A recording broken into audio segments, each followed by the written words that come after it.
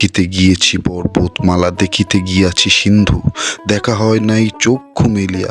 ঘর হতে শুধু 2 পা ফেলিয়া, একটি ধানের শীষের উপর একটি শিশির বিন্দু। রবি ঠাকুরের কথা অনুযায়ী পেয়ারা বাগানের মধ্য দিয়ে আঁকাবাঁকা পথে আমাদের নিজেদের কাছাকাছি সৌন্দর্য আমরা খুঁজতে বেরিয়েছি। এবছর শীতকালের প্রথম পিকনিক। এটা কি চা নিয়ে এসছি আমরা?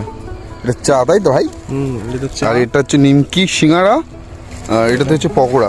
আমাদের মিনি পিকনিক থাকবে। এটা প্রতিদিন হবে নাকি ভাই? আমরা গরিবদের জন্য ওইটাই ঠিকঠাক।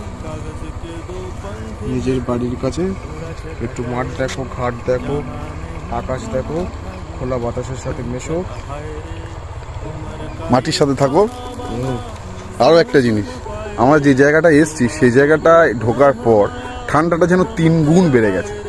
আসল ঠান্ডার মজা এখানকার প্রত্যেকটা মানুষ নেয়, আর আমরা একটু পাই, আর যারা শহরে থাকে তারা কিছুই পায় না। যেমন ভাই থাকে, ভাই মজা পাচ্ছে না। ভাই কতগুলো পড়েছি ভাই তুই ভিতরে? আমি অনেকগুলো পড়ে এসেছি, কারণ এখানে সত্যি ঠান্ডা অনেক বেশি। তুই চা খাবি না? হ্যাঁ, চা খাবি না? চা তো খাবোই। আমার একটু জলটা দেয়।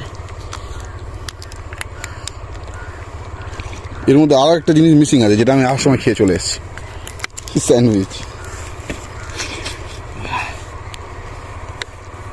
না, তোকে একটা জিনিস দেখা দিই।